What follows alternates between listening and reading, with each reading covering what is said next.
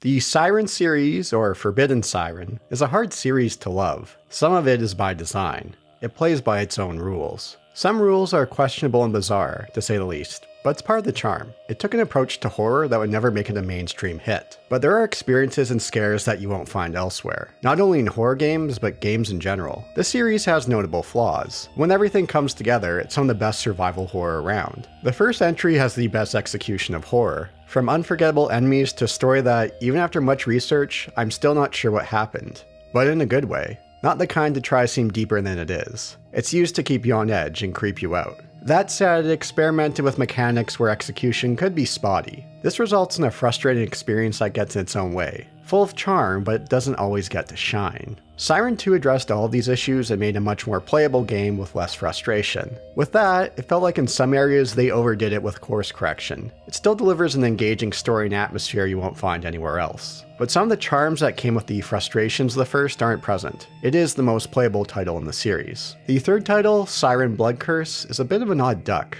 A Western-style remake of the first game. Well, not quite a remake. It's the same development team, but they made it more akin to how you'd make a movie on the telling of a true story. It's streamlined and removed many elements and complexities. It is the weakest of the three. With that, there are some interesting tweaks to the gameplay. While still many moving pieces, the story is much easier to follow. The major beats are still there. It's a smaller cast that merges character arcs and characters together. This results in a familiar yet different experience if you played the first Siren. It isn't the easiest horror series to get into. There are many stumbling blocks along the way with its design decisions, but if you're willing to play by its rules and with a bit of patience, it's a rewarding, memorable experience. Ones you won't find elsewhere. But finally, the wait is over. A few things of note of how I played these titles for the video. All three games I emulated for the convenience of capturing footage. I played the original version of Siren, the PlayStation 2 version. It has ports for the PlayStation 3 and PlayStation 4. Siren 2 had only one release, the PlayStation 2, and didn't receive a North American release. Only the Western version came out in Europe. Siren Blood Curse only received a PlayStation 3 release. As a result, 2 and Blood Curse are a bit more tricky to get if you take the conventional path. For Blood Curse, I did a tiny bit of resolution upscaling. The game ran fine with the exception that cutscenes would cut off early. For Siren 1 and 2, I stuck with their base resolution for the vast majority of my playtime. When playing older titles for the channel, I do like to use a bit of resolution upscaling. The reason I didn't here is that both titles have graphical issues when upscaling. There still might be a few glitches here and there throughout my footage. As well, some footage is quite dark and that doesn't play well with YouTube, so some footage I brightened up while editing. I'll try my best with Japanese pronunciations of names. There will be spoilers throughout, but I'll make mention when more heavy story spoilers emerge.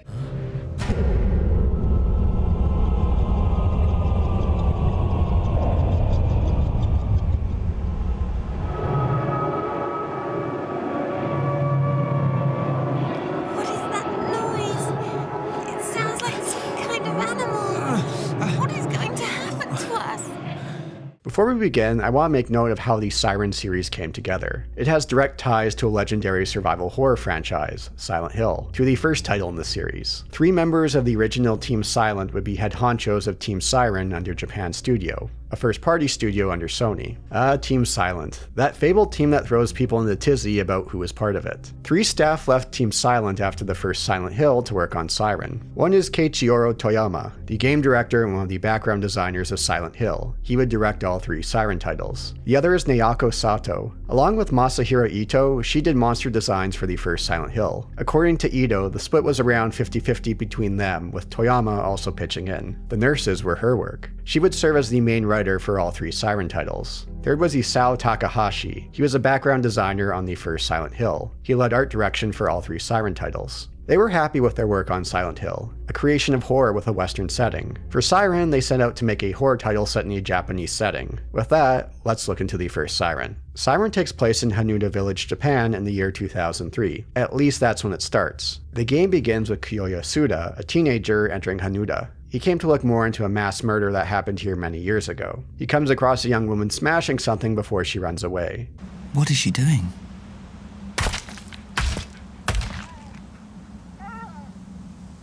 Who is it?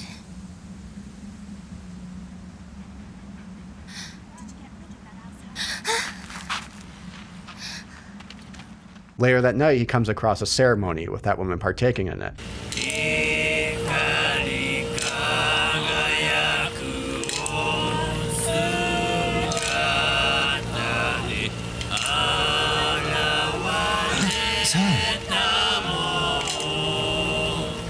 Who's there? Huh? Who is it? Sun spots Kyoya and he's pursued. On the run, we hear the sound of a siren. Our pursuer shoots Kyoya.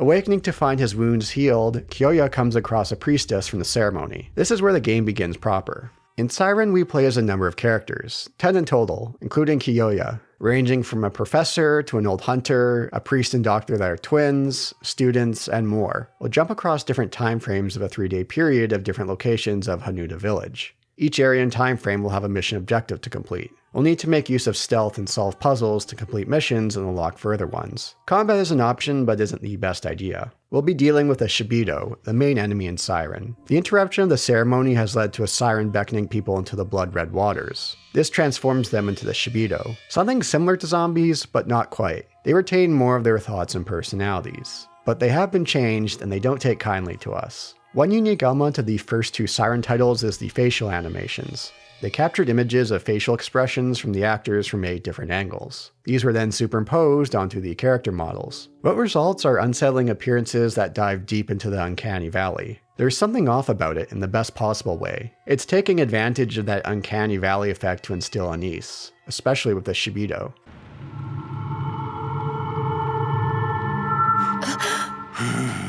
Beyond LA Noire, which took a different approach, I haven't quite seen something like it in other games, which is too bad as it can be a great way to create a mood that something's not quite right. On the subject of atmosphere, Siren knocks it out of the park. Fog is used, although not to the extent of Silent Hill. As we play through areas at different time frames, we'll have a range of scenery, heavy fog during the day and darkness at night. The music is fantastic, abstract soundscapes, yet memorable that will stick with you.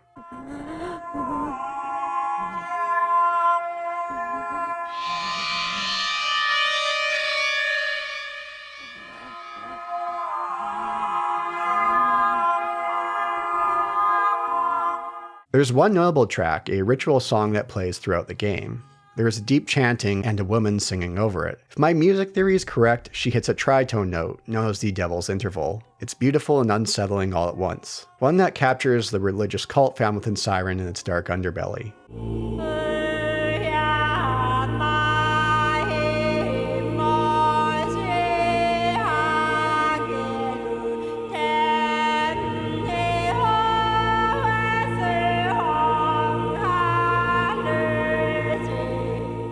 An oddball element of Siren is its dubbing. There is no option of playing in Japanese with subtitles, something they would correct in Siren 2. They did the localization in England. What we end up is a setting full of Japanese people talking with British accents. Where are we? I just don't get it. What's going on? I told you to wait in the car. But what's happening? What is this? Well, I don't know anything about religion. It must be a sign. Outsiders like you don't normally possess the sight. It's a bit goofy as a result, but different than, say, the original Resident Evil kind of goofy. Jill, here's a lockpick. It might be handy if you, the master of unlocking, take it with you. Siren has many areas of Hanuta Village that we will traverse through, 9 different locations. We'll revisit areas several times. Who we play as will differ along with the time frame, where we enter will differ, and the challenges we'll face will differ. It never feels like asset reuse or padding. Each time through we'll have something different. The map doesn't show your location, showing landmarks instead. After a couple of times through, you'll know these areas like the back of your hand. I found the elementary school map to be my favorite. It's a smaller environment with fewer Shibido. It's where the game's stealth mechanics are best demonstrated. Some levels have us escorting another character. That should set off some alarm bells, especially in a game where we have little protection from our enemies. It's already a struggle to keep ourselves alive. I'm very thankful that there's little issue with escorting. You don't have to babysit them. Focus on yourself and they should be okay. It was rare for me to get a game over from them getting killed. I'm guessing behind the scenes they made the Shibito AI go easy on them. There is one character that's an exception for escorting, but it's a different kind of annoying, that being Miyako. She is blind but can use sightjack. We have to face her so she can make her way towards us. So we get into this pattern of moving ahead, turning around, and letting her catch up. A bit of a hindrance, not very fun. On the note of sightjacking, this is Siren's main calling card. Sightjacking is the ability to see from the perspective of the Shibito or other humans. Entering sightjack mode, use the analog stick to find where others are in relation to you. It's like trying to find the signal to a radio or television station with its static. You could use the face buttons to set a shortcut for each target, making it easy to jump around. The game makes it easier to know where you are in relation to them with crosses on the screen. To say this is a cool system is an understatement. It blows my mind it hasn't seen much use elsewhere. One I came across was the indie horror title Oddball, although I haven't played it myself. It's a mechanic to build a whole game around. Sightjacking works best with timing when to move during enemy patrol patterns. It's an interesting take on stealth, although other mechanics get in the way. Seeing from the Shibito's perspective adds so much to the game. When sightjacking, we could hear all the unsettling noises they make.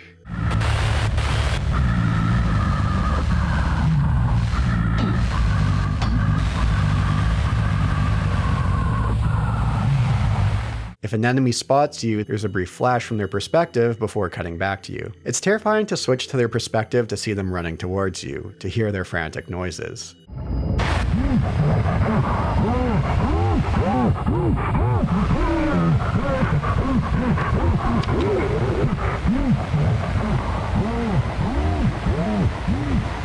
While sightjacking helps us to avoid enemies, it has other uses as well. For example, we could sightjack a Shibito to find key items. One mission requires us to find a shoe, which we could find by sightjacking a certain Shibito. Another example is finding a phone number through sightjacking to distract them. Combat is something you'll want to avoid, depending on who you're playing as. Some will gain access to weapons during missions. Most are basic melee weapons with the occasional access to a gun. It's classic, clunky survival horror combat. For melee, timing can be a bit tricky. You could use a normal or charged attack. Get your timing right and you'll never give them a chance to hit you. Else it's easy to get stun locked and end up dead.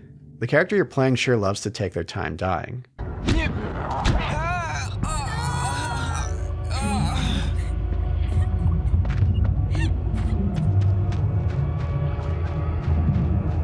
And if you do take down a Shibito, it's only for a brief period of time. This depends on what kind of Shibito it was and what weapon you used. They could stay down for several minutes, more than enough time to complete your mission. The further you get in, the greater variety of Shibito you'll come across. Ones that could fly, and ones that crawl around like spiders. Boy, do these ones get unsettling.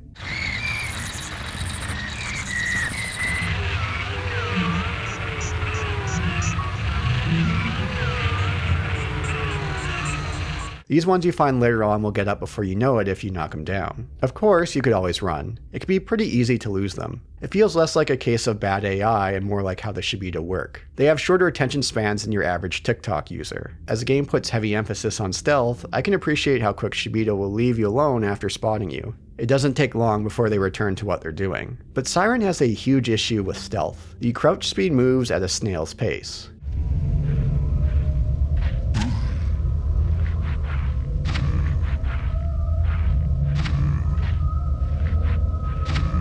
Considering this is a stealth game at its core, it is a huge issue. You're better off walking to avoid detection, or you run by, get detected, and wait for them to lose interest. Siren is one giant puzzle, from piecing together the story to completing the game. It has a high barrier of difficulty, and this is where Siren has much charm, but also its greatest weaknesses. Some puzzle logic gets more into the realm of lesser 1990s point-and-click titles. Each character's mission is actually 2 missions. Each has its own separate objectives. We'll need to unlock the second mission. Sometimes we only need to complete the first mission. More often than not, unlocking the second mission requires doing something in a prior mission with a different character. Some of them are straightforward, like finding a specific item during a mission. You'll find some off the beaten path. Others are much more bizarre in their logic, the kind where you think, how was I supposed to figure that out? There's one mission where you play as Taman, the professor escorting Yoriko, a student of his. To find an item to unlock a second mission further down the road, you have to get her to hide in a cave. There are many spots where you can ask her to hide. As I found escorting not a stressful process, I wouldn't do so often. I can get Timon to look in the cave, but he won't find anything. The further you progress, the game will give hints about unlocking other missions, but they're very vague and only appear on screen for a brief moment. Using the Link Navigator, it can be unclear what mission will unlock a second mission elsewhere. So let's talk about the Link Navigator. It's our way of jumping around across time frames and characters. It's a more stylized spreadsheet.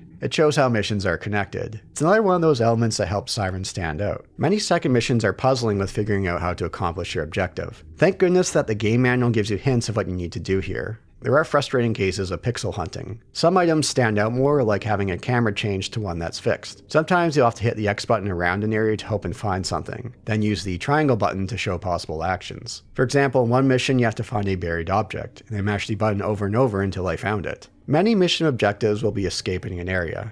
Many missions will have the roadblock of a Shibito with a gun. We'll need to find a way to distract them or knock them down. Some have straightforward logic where you're satisfied with finding the answer. One example is using a calling card on a payphone to get it to ring, distracting a Shibito with a rifle. Some get way out there. One infamous example would be the piggy bank distraction. One mission objective is to grab a student ID. Thing is, there's an armed Shibito watching over it. What do? Well, there's a piggy bank nearby. Smashing it will distract the Shibito, but it's not enough time to grab the ID. So we take out a nearby frozen towel, put the piggy bank on top of the towel, and give it a couple minutes to thaw out. The piggy bank will then fall to the ground smash, distracting the Shibito. Now we're in a position to grab the ID.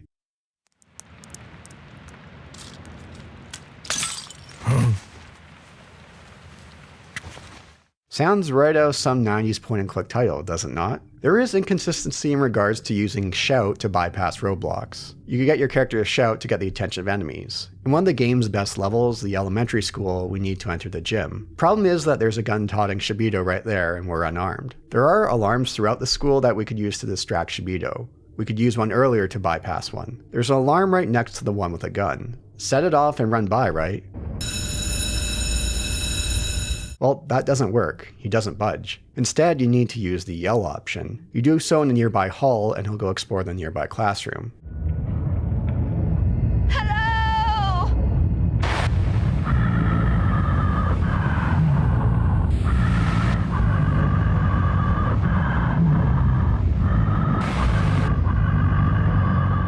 I have no idea why setting an alarm off right next to him didn't get his attention to check it out, but only yelling did. This is one of those games where you shouldn't feel bad about having a guide handy, especially when you get to the back half. Was there a reason for this design madness? Did they go out of their mind? Well, these things were intentional. It wasn't a case of get them to buy the game guide. The goal was to get players to collaborate over the internet to solve the game. This was the early 2000s, so that was a somewhat novel idea at the time. But what they went for was overkill. I'm fine with having a high difficulty. Survival horror titles should be punishing by nature, but there's a line where you cross into frustration territory like Siren does. Connecting things back to Silent Hill, PT had the same thing in mind. Hideo Kojima wanted players to use the internet to collaborate with others to solve the game. Of course, PT was much shorter and more straightforward. Kojima was hoping it would take weeks instead of the mere hours it would take. Here you're dealing with a title that's long for survival horror standards, one across many locations and many characters. In regards to its narrative, keep pen and paper handy, because there's a lot going on here with the story. Siren is a non-linear story structure. Each character is here for different reasons.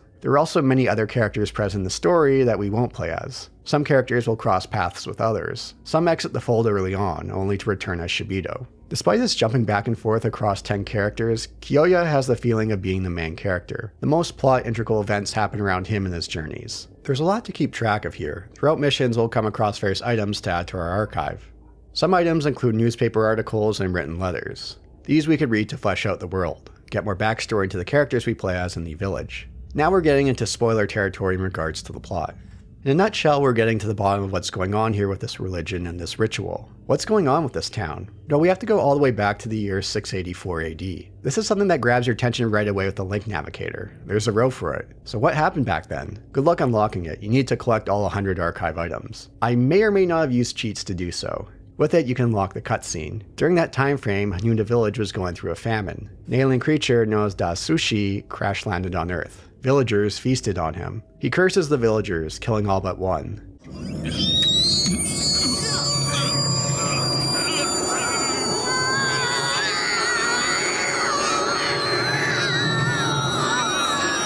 The priestess that Kyoya met after getting shot, the one that pops up many times throughout Siren, that's her, Hisako. She's now immortal until she brings Dadatsushi back to life. She's most likely the one to have started the Imana religion in the area, and since then has sought to bring Dadatsushi back to life. Why so long? She lost her memory over the course of time. We're talking about a good 1320 years here. I have waited so long for you.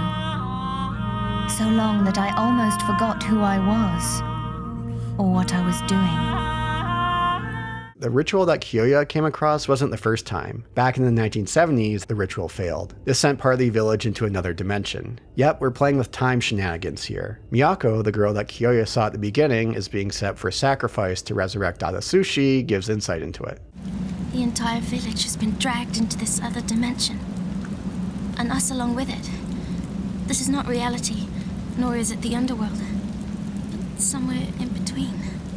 The game manual states there are two worlds, one of the living and one a nightmare world where the sea replaces the mountains. These worlds have come together into what we have now. Or at least, that's what I think. I did a lot of reading up on forums and fan sites, and I thought the first Silent Hill could be confusing. But that's what they're going for, to help add to that unease of filling in a lot of the blanks if you do the legwork with collecting items, but there's still much up in the air. Considering you have 10 playable characters, the game does a great job of weaving their stories in and out of each other. Although they could have cut Nayako, the TV show presenter. She isn't around for long and feels disconnected from most of the game's events. But anyway, how do I... Do you want to be like that? Do you want to live forever? Huh?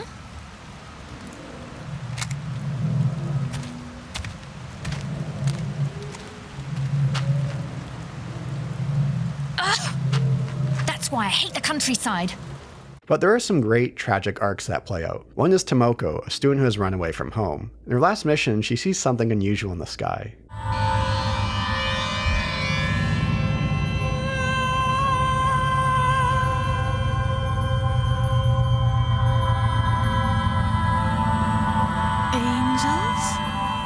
Now the Shibido are attacking us. Why? Well, reaching the church where her parents are waiting for her shows what's actually going on. Mummy, let me in! Mummy! Mummy, let me in! Mummy! Tomoko! No!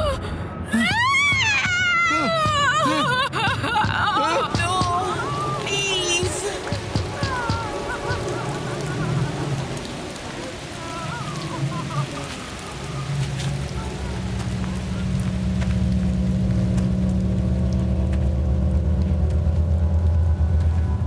Another one is with Reiko, a school teacher, and Harumi, her student. Reiko is doing everything she can to keep Harumi safe. She's being a motherly figure for Harumi, who lost her parents. You're the only person I've told, Mrs. Staccato. Don't tell Auntie, okay? Promise? I promise. So, she's your secret sister. How about if I be your mother? If you seek out archive items, you may come across one involving Reiko. She lost her own daughter a few years back. This adds a further layer of tragedy. Reiko ends up sacrificing herself to let Harumi escape. This ends up with Reiko turning into a Shibido and pursuing Harumi. Harumi! Oh, where are you? Harumi! In one of the game's best missions, we play Harumi trying to escape the house of a Shibido family. That family, it's Tomoko and her parents who have now turned.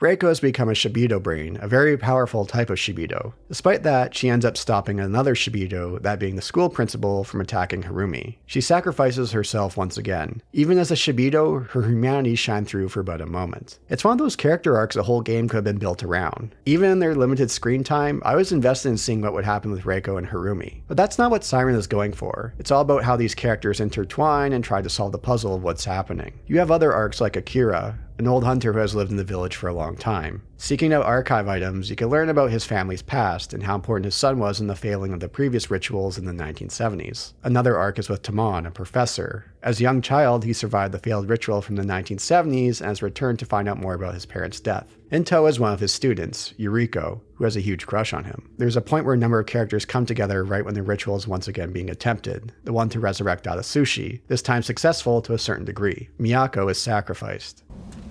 Now, the gates of paradise will open.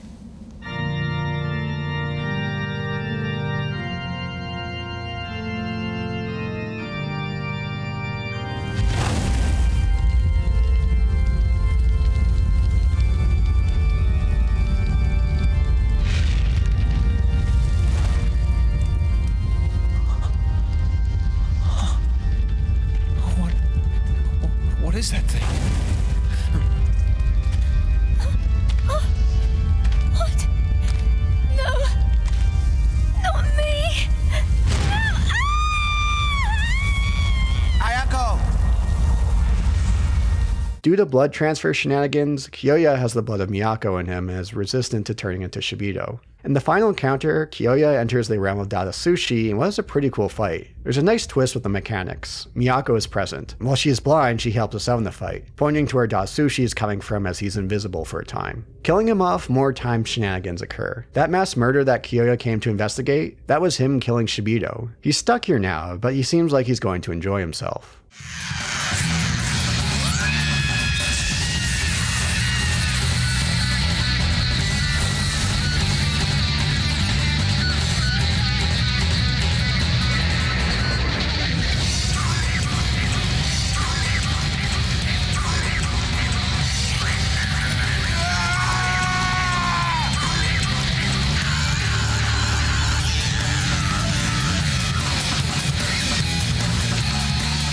That's Siren in a nutshell. There's a lot I left out of the story. Again, there's a lot that I'm not sure what to really make of. Although props to putting together a story with so many intertwining characters and making something coherent and getting me to care about them. When you jump around what character you play as, you do lose some of that grounded factor. It's not a deep character study with a small cast of characters. It's part of the design to get people to collaborate together to solve the mystery. On the narrative front, they did a much better job than the gameplay front. Overall, Siren is a flawed gem. There's so many unique elements here you won't find elsewhere. Of course, with that approach, some of these elements are going to play well together. There was a lot of experimentation with Siren. Some of it worked, and some of it didn't. And that feedback was made clear to Team Siren, and they sure did listen.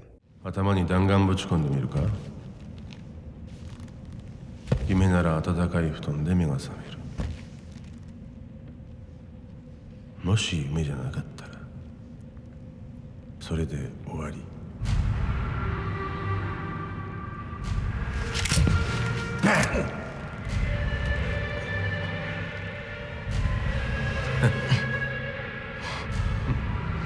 Forbidden Siren 2 is one of the best examples of a game fixing almost every major issue from the prior title. Yet in some ways, it overcorrects on these issues. These overcorrections take away from the atmosphere and experience. As a result, it's a much more playable game than the original. But due to these shifts, some of that magic of the original is lacking. Not by a lot, but it's noticeable. It's so close to being one of the better survival horror titles you'll find. If the first title played like Siren 2, the series would have received much larger recognition. It's a title that deserves more recognition. It didn't have a North American release. So right off the bat, let's look at some of these fixes and course corrections. Crouching movement speed, which was at snail's pace in the original, is much faster. It makes it usable this time around. There are context prompts to examine objects. No need to walk around hitting the X or triangle button to see if you could interact with something. Even though sightjacking would give you an idea of where Shibito were in the original, it was hard to judge the distance. Now if you're close by an enemy, a sound effect with controller vibration will occur.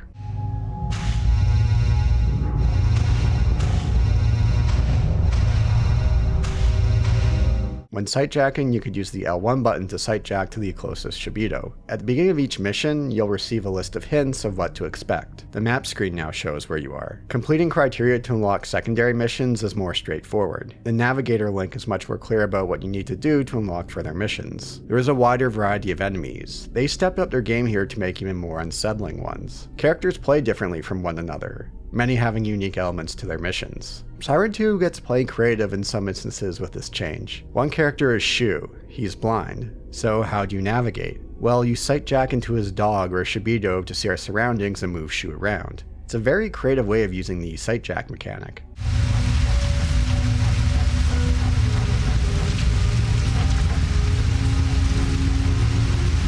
Yet we get very limited time to play as Shu. As we revisit other maps with other characters, it'd be hard to build out levels that are suitable for Shu as well. It is understandable. It's something you could build a whole game around, so there you go indie devs, try something like these Shu levels and make a whole game out of it. I'd love to see it. Another is Ikuko. When she uses sight jack, she's able to control enemies for a period of time. You could control them to move them off their patrol path to sneak by, attack other enemies, or unlock doors.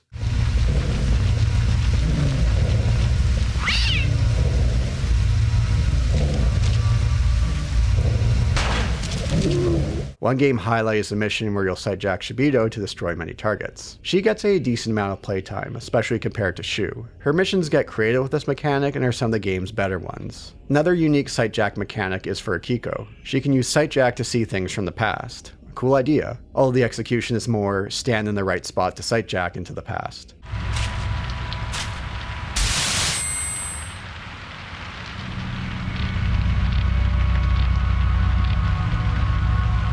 Other characters have access to different items, like the two soldiers having access to flares for distractions. Soji can lay down traps to stop enemies in their tracks. These are all very welcome additions. Most characters in Siren 1 play the same beyond starting equipment and health. Combat has seen some changes. The end result is a bit of a double-edged sword. It has less frustration, but it's far easier to mow down enemies as a result, losing some tension. There are far fewer missions where stealth is essential. There are fewer cases of progress past a Shibido with a gun as the original did. When you take down an enemy, they'll drop their weapon, which you could swap out with or leave them with nothing. Siren 2 is far more generous with giving our characters weapons at the beginning of a mission. It makes sense for the two military characters we can control to have guns to begin with, but did go a bit overboard in course correcting by making stealth less essential. Even playing as Ichiko, a young student, you could find a weapon and smack them around. It's a bummer as the faster crouch speed and warning indicators curb those frustrations from the first in regards to stealth. As a result, the Shibido and other enemies feel less of a threat at times, and at other points more of an inconvenience. But Siren 2 makes it up to a degree with a larger enemy roster. The game starts with the Shibido. As we progress, new enemies enter the fold alongside them.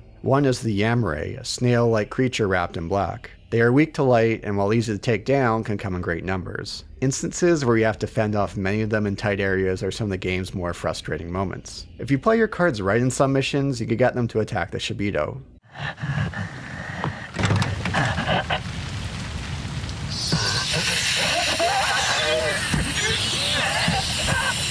But it's the Yamabido where things get creepy and unsettling. Again, they're not a fan of light. You have some standard human Yamabido, but it's the ones with large faces that are some of the more unsettling enemies I've come across in the game.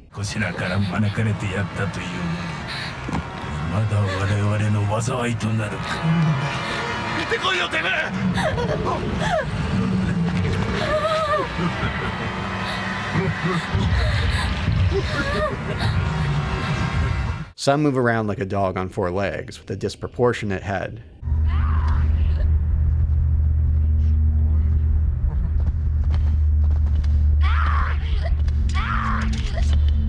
Or the ones where their lower half contains a large size head and the top has no face. This is nightmare fuel to say the least. My goodness, does the game make great use of that facial capture technology with them. Talk about unsettling. These encounters are more like mini-bosses. We have to find ways to get around them or behind them to deal damage. On the note of the facial capture technology, they did push it harder in Siren 2. Characters make more exaggerated faces to amp up the uncanny valley to a greater degree.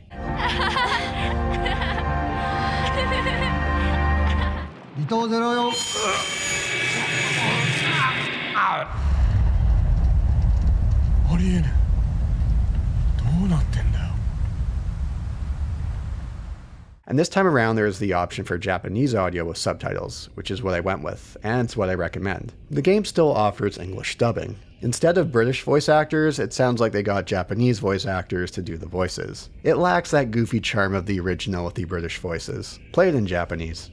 Don't you think so too? Everything that's happening around us. And what about that woman? Do you know her? My mom kept sending off doves. But none of the doves would ever come back. The The music is great at building out that atmosphere and unnerving feeling. Although I felt the original soundtrack was a bit better. Interesting note that it was a different composer for Siren 2. The first Siren and Blood Curse had the same composer.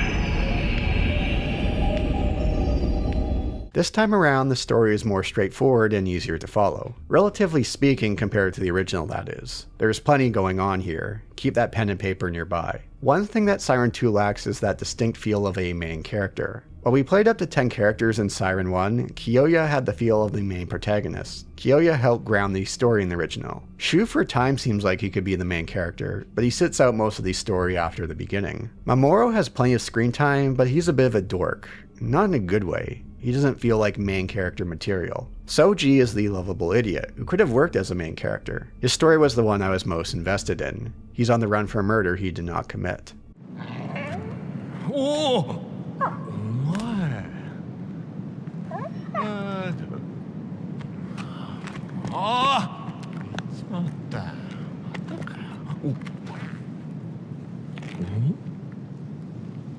Siren 2 makes use of collectible archives to help piece things together. A great addition is it's now beyond text. Some are videos, some are audio recordings. Again, adding to that unease.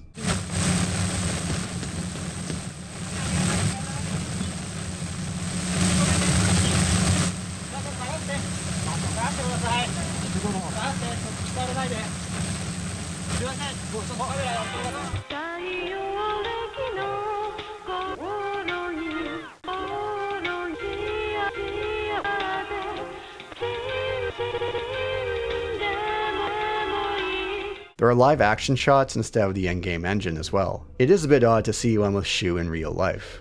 こちらの写真の方はご存知ですか？私ファンです。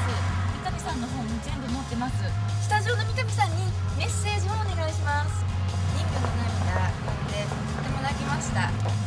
もうずっと前からファンでした。三上さん大好きです。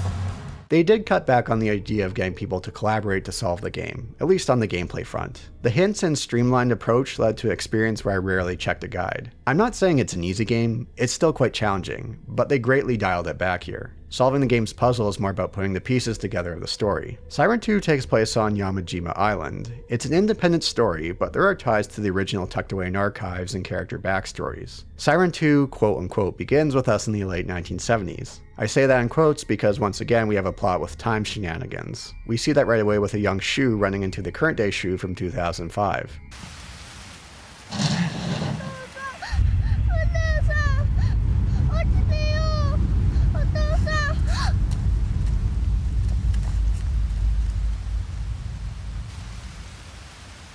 あれは私。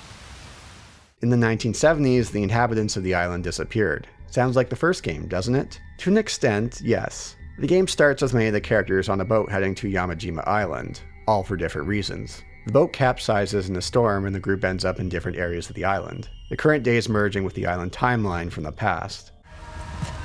今俺たちの目に映ってるこの風景は29年前の現実の世界を映し取ったコピーに過ぎない。また語り始めちゃったよこの人。 So this is where we get into spoiler territory. The story has a clear split of events, one before major incident and one after. Before the major incident, we see how the characters run across a beautiful young woman named Yuri. 待ってたの。私を助けてくれる。私と一つになってくれる人を。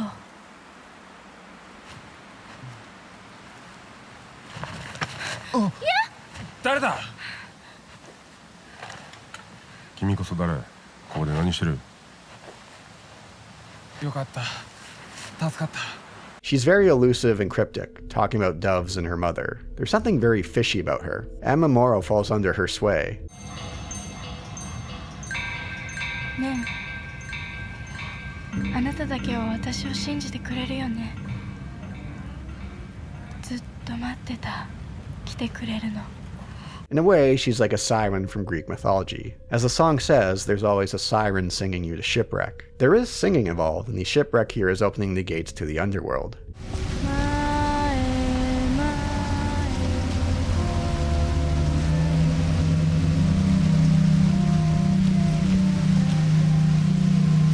This doesn't come as a surprise either. The game states for this mission our goal is to reach the gate of the underworld. Here, Yuri shows her true colors, and one of the biggest what the absolute fuck moments I've ever come across in a game. ねえ、見て。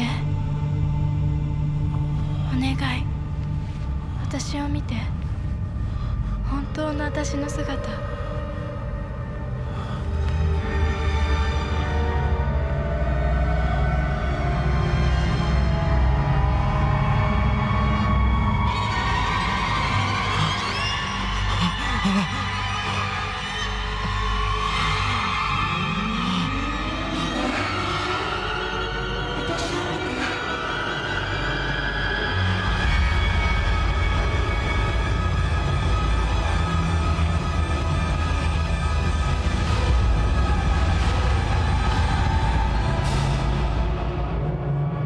This is the point afterwards where enemies beyond the Shibido enter the fold. Before going ahead, more context. Unlike Sushi, a creature from beyond the world, in Siren 2 we have one that lurks underneath. That being Mother. She has attempted to escape from the underworld underneath the island for a long time. She has sent out doves to trick humans into opening the gates to the underworld. Yuri was one of them and managed to trick Mamoru. This isn't her first time trying. Back in the 1970s, she tried to get a young Shu to open the gates to the underworld. She used a dove that took the appearance of his dead mother. The village caught on to her doings, and in retaliation, Mother sent a tsunami at the island. This sent it into another dimension and why the island was empty afterwards. And Shu's early exit in the story is due to seeing Mother take the appearance of his mother when he enters the underworld. 見えるよ。お姉ちゃんだよね。僕ずっと寂しかったよ。真っ暗なところで一人ぼっちだったよ。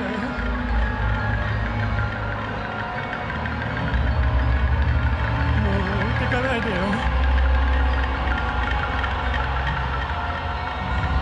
シュお姉ちゃん。私を見て。おい、おいってば。ダメ。シュ見ちゃダメ。お姉ちゃん。 Now it's up to us to stop Mother, as character stories intersect and many arcs play out. Again, all these arcs are well done. One highlight are the two soldiers, Takayaki and Yurito. Tying back to the original, Takayaki was part of the rescue mission for Hanuta village. Rescuing Harumi, he sees the supernatural forces that leave a mark on his psyche.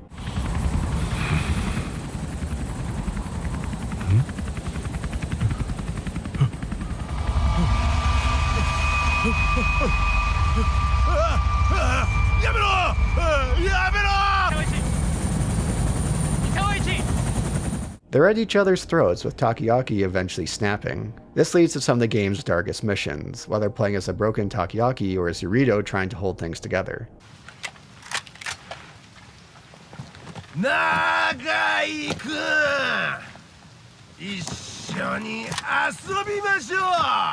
Despite Yurito pulling through, he does end up with a bummer ending.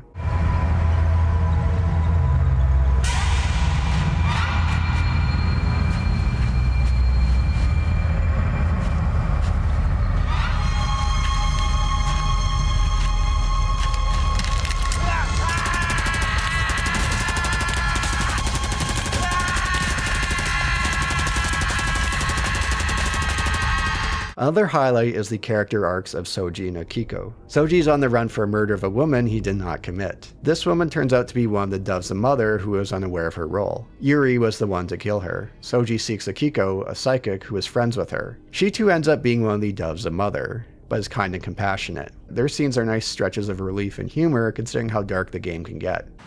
Happy birthday to you. Happy birthday. やだ、何それ急に。だって今日誕生日だろ。免許証に書いてあったじゃん。あ、そっか、そういえば。なんだか最悪の誕生日。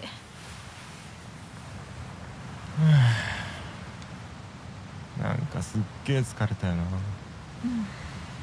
信じてくれてありがとう。 As the plot unfolds, we can see many things connect to one another, especially Mother and her doves. Siren 2 has fewer of the religious elements from the original, something that helped add to the unease of the story. Not that Siren 2 isn't full of unease, but falls short of the original. Having that lack of a strong central character doesn't help as well. If they killed off Mamoru after opening the underworld and Okiko shifted to the main focus, that would have worked better. Mamoru just didn't cut it for me. Or they could have kept Shu in the story longer. While the missions are consistent in being good to great, they did cut back a little too much on stealth missions. The ones we play are well done, but I wanted more of them. And the build up to dealing with Mother isn't quite as strong as things coming together at the end of Siren 1. That said, the fight with Mother is great. It's the only mission where we get to swap back and forth between two characters. You have to use a Kuko to control Mother at the right time to stop her dead in her tracks, opening up for an attack.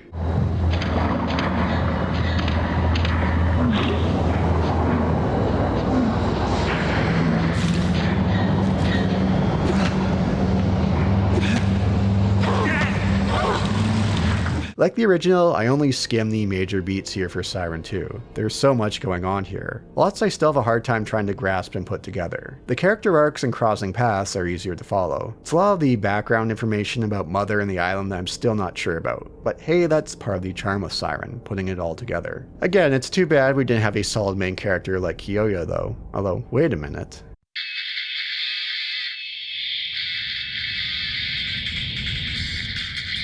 お前らみたいなのがいる限り俺は何度でも現れる。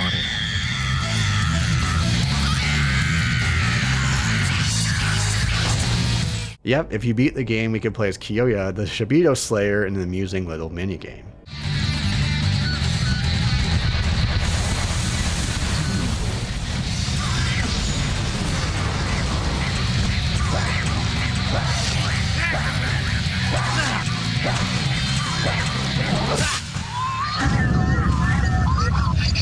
Overall, Siren 2 is the best in the series from a playable standpoint. It course corrects all the major issues of the original. However, in doing so, it does overstep and lose some of the mystery and atmosphere. Not a large amount, but it is noticeable. If they are able to find a middle point between the two, leaning towards the second gameplay-wise, they could make a game that would be one of the best survival horror titles around. However, they did take a different approach with the third title.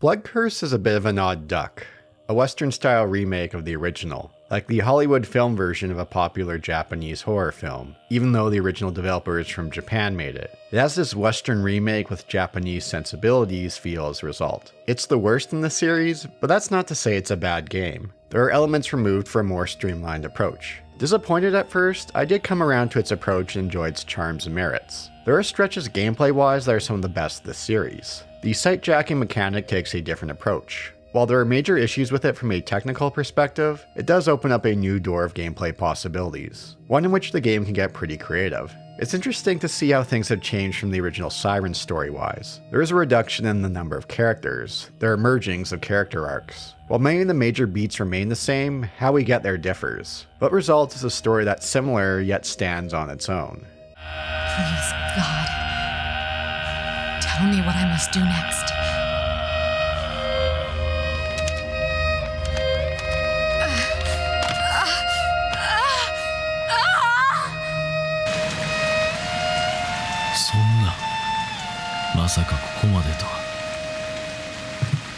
Blood Curse released on the PS3, so there is a noticeable step up in regards to visual graphics. It's unfortunate they dropped the superimposed image approach for the faces. This results in conventional models. They still look great, but this results in a loss of charm and unease. On that note, I had to look up if Rhea Seahorn was the model for Melissa because of how much she looks like her. No, that wasn't the case though. In regards to voice acting, the case has pseudonyms listed for some actors.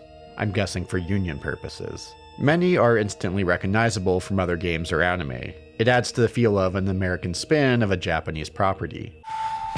This isn't it either. Where are the ritual grounds? I don't have time for this. Damn it!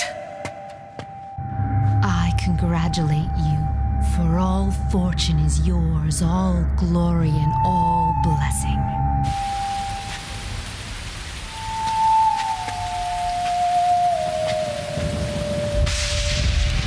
I was alone last time, but this time I have you with me.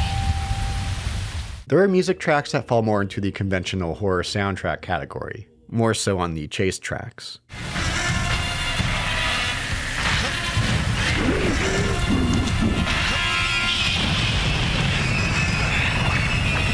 Some are less ambient soundscapes from prior titles and more structured. There's one track in particular that stands out. That's the track called Retribution. This one's been stuck in my head ever since playing this. It's one of the coolest songs I've come across in the game for some time. It has this down-tempo beat with voices that wouldn't sound out of place in a Metroid Prime game. Unsettling but groovy at the same time.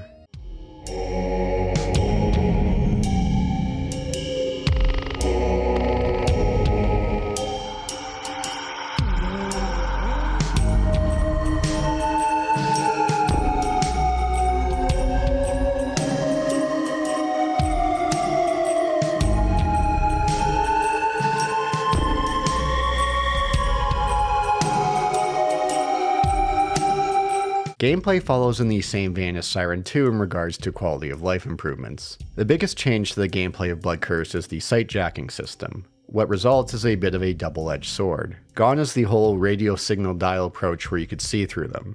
In Blood Curse, it's a split screen approach. You use the shoulder buttons to toggle through what's around. You could also use the analog stick to move around the cursor. Your character is on one half of the screen, the other half is for those who are sight jacking. You could set up to 3 shortcuts and can view all 3 at once on one half of the screen. You could focus on one by hitting square, which will fill up that half of the screen, and you can move around. This contrasts from the prior 2 titles, where you had to stand still while using sight jacking. This change was made for a quicker pace. There are several situations where the game makes great use of it. One earlier mission as Amana has us tailing a Shibito to find an item. Another highlight is a mission playing as Bella, trying to escape a small house with a Shibito family. The Shibito are moving all over the house with erratic patterns. We have no means of defense as Bella. We can use the sight jack to see the movement of all 3 and move as needed. Having all 3 on screen and swapping between each one to move is a lot of fun. It's a neat twist to the sight jack formula and offers plenty of fun to stealth around. Plus, you could use split screen in combat so you could watch yourself pummel an enemy from their perspective.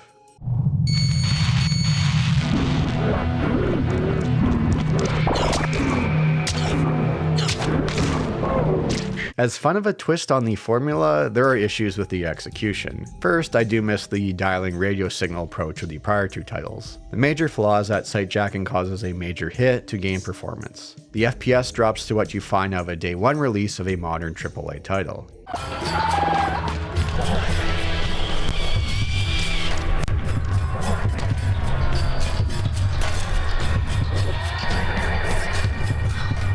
It is understandable what the game needs to render. Blood Curse released in 2008, still early in the PS3 lifecycle. Developers were still in the midst of figuring out how to push it to its limits. There was an FPS patch for the PS3 emulator to bump the game up to 60 FPS, but that only created more issues. The performance hit could be such a drag that I wouldn't use sight jacking as much as I would have, all to avoid that slowdown. It's too bad because it's a different approach and makes great use of it in stretches. Stealth was of varying quality in the first Siren due to frustrating mechanics. Siren 2 dialed back on needed stealth. Siren Blood Curse returned stealth to the forefront. There are some great stealth sections in Blood Curse, some of the best in the series, but you have to contend with this performance hit.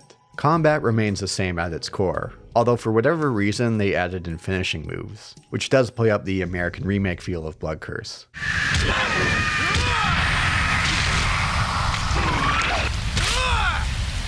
Suck on that!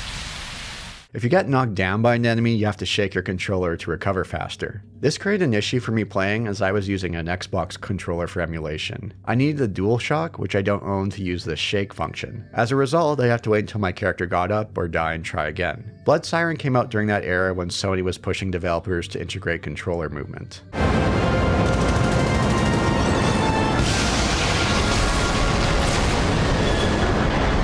Gone is the Link Navigator. Instead of missions, we have episodes. We play across 12 episodes and jump back and forth across characters. It's a straightforward affair. There's no unlocking of second missions. Instead, there are cases of find an object here to unlock the possibility of finding an archive of item in a later episode, which again loses some of that unique charm that is Siren. Streamlining isn't always a bad thing, it depends on what the game is going for. But to have a core element of Siren removed, despite its frustrations, was a disappointment. The game is half the length, give or take, of the prior titles. There's less incentive here to go back and revisit. With a reduced playtime and streamlining, the story is much simpler to follow. In some ways, for the better. They did a good job of keeping the key beats intact while also delivering a new experience. Instead of 10 playable characters, we have 7. Only one of them is Japanese. Some keep a one-to-one feel of the characters. Others are a combination of several characters from the original. Howard Wright, an American student in Japan, serves as our main protagonist, filling in for Kiyoya.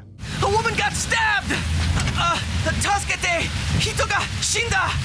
Amana, a priestess of the Mana religion, fills in for Hisako. Miyako is, well, Miyako. This time she's not blind. It's the other characters where we get more of a mixture, and some relationships have shifted. Sam serves as the role of Professor Tamon with a mixture of others. Unlike Tamon, he's not from Hanuta Village. Into is his daughter Bella, whose arcs take elements from Harumi and Tomoko. There they run into Melissa, Bella's mother and Sam's ex-wife. She's here doing a TV report on what happened in Hanuta Village back in the 1970s. Towards her daughter Bella, she takes the role of Riko, the school teacher from the original. Towards her ex-husband, she has more of the mean, unkind attitude of the reporter Naoko. I'm not surprised they got divorced. I have to note, playing as a mother isn't something common in games. The stretches where we play as her escorting Bella are some of the game's better levels. In tow with Melissa is Sol Jackson, her cameraman. He's more of a unique character with his arc. He does take elements of the principal from the original who pursued Harumi and Reiko. He also serves as the black dude dies first trope, or in this case, turning into a Shibito. Come on, Bella. It's me.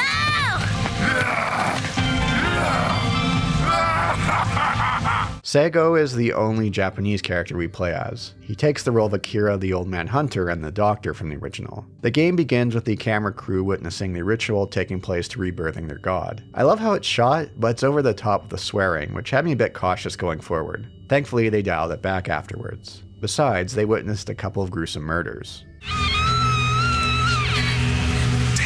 that's some fucked up shit. They should have killed her. No, oh my god, they didn't actually kill her, did they? I can't believe this. With that, we jump back and forth between characters across episodes. There's even on the next episode and previously on at the end and beginning of each. It was released as episodic content.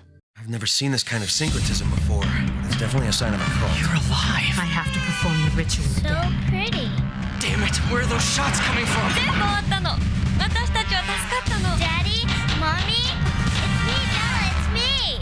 There is a smaller selection of maps we visit. Some are close to being one-to-one replicas of the original. Other maps, like the mines, receive much expansion. The mine has many levels of verticality and focuses on the inside. Other maps are new additions altogether. One thing I haven't noted until now is the horror factor. Is Blood Curse a scary game? Yes, but relative to the prior two Sirens, it's a large drop-off. The first Siren was the best with its horror, with a slight drop-off for Siren 2. For Blood Curse, it's a noticeable drop. To be fair, I did play them all back to back. I do consider Siren 1 and 2 to be some of the scarier titles around, so your mileage may vary. Now I'm getting into spoiler territory here for Siren Blood Curse, so here's your warning. The first half of the game is pretty straightforward, having come from the prior two titles. It dials back on the difficulty. But things start to go sideways. Amana, who serves as this game's equivalent of the priestess Hisako, comes after Miyako.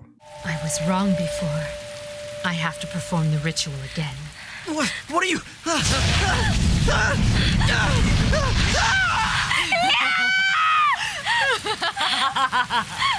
Bella's arc plays like Tomoko in the original. We have a similar mission from the original of heading to the church where no Shibito will attack us. Her parents Sam and Melissa are waiting for her, and a similar scene from the original plays out. We're also introduced to a new addition to the Shibito roster, the Maggot Shibito. It's me, Bella, it's me. Bella? Daddy, Mommy, it's me. Daddy, Mommy, please let me in. Melissa, don't!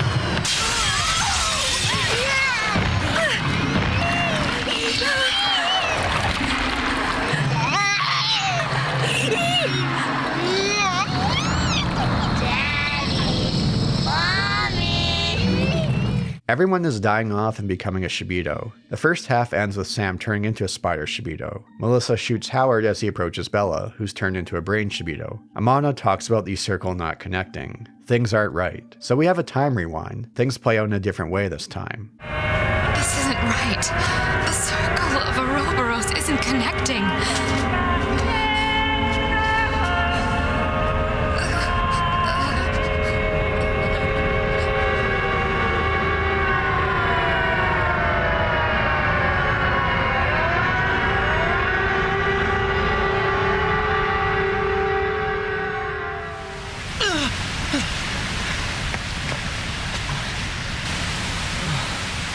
What's happening to me?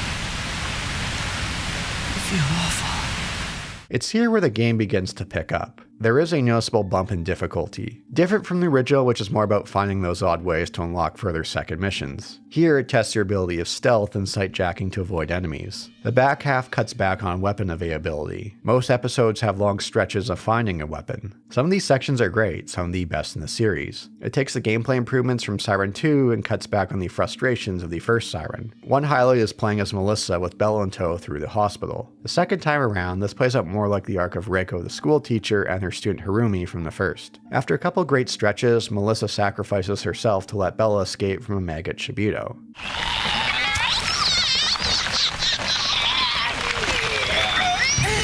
I did it, Mommy! There's one section with playing the Hunter Sego that stands out.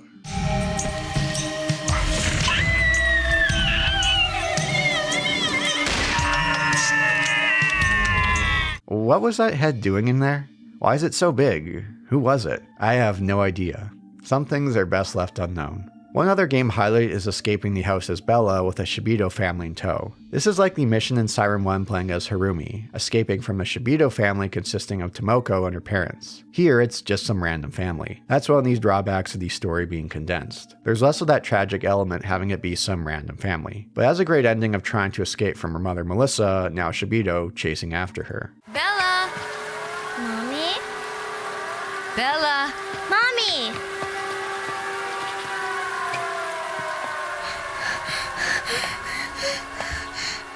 Bella, it's Mommy. I came to get you. Although some frustrating sections pop up near the end. There's one bit where you're playing as Sam where you have to fight Melissa, now a maggot Shibito. You have to toss TV antennas at her. It's as lame as it sounds. Plus, the collision detection can be spotty.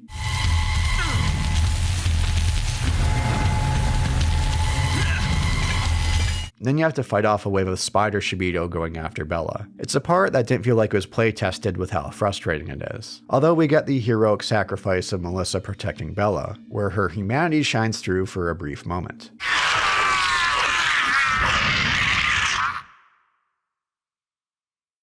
Mommy?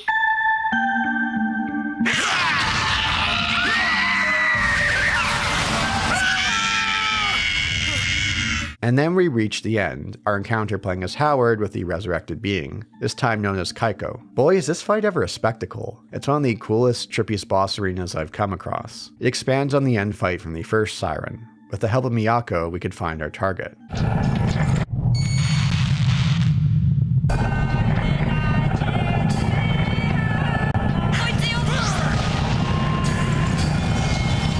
Here's where the deviation in the story from the original gets interesting. In a way, it also helped me understand the original better. Throughout the game, Amana sticks out like a sore thumb. This white girl's the priestess for the town of Hanuda? Well, it turns out she's a grown-up Bella. When you defeat Kaiko, time shenanigans occur. Bella is sent back to around the year 600 AD. She grows up and at some point comes across the body of Kaiko. She proceeds to eat it, which curses her with immortality. Similar to how things play out with Hisako in the original. Sam is sent to the 1970s. The knowledge of a time loop, he wants it to continue so Bella can exist forever. It's Sam who gets Howard to come to the village of Hanuda so the cycle can play itself out. Like Kyoya, he turns into Howard Wright, Shibito Slayer. Again, it's pretty confusing and hard to follow, but it works for what the series is going for. The arcs here, while condensed and merged with others, are still well done. While Blood Curse is the worst of the trilogy, it still has plenty of merits. Its Western take on the original with the original developers led to something fresh yet familiar. The changes to the sight jacking system led to some interesting gameplay changes. It's too bad it's boggled down by technical issues. Siren Blood Curse was released in 2008 for the PlayStation 3, a time frame in console generation where survival horror became slim pickings and action horror was the name of the game. While Siren would get further supplemental material like manga, there would be no more games. The studio would move away from horror and create the Gravity Rush series. But series director Toyama is returning to the world of horror. He found his own game studio in 2020. In late 2021, they unveiled their first project, Slitterhead. Silent Hill composer Akira Yamaoka is doing the music.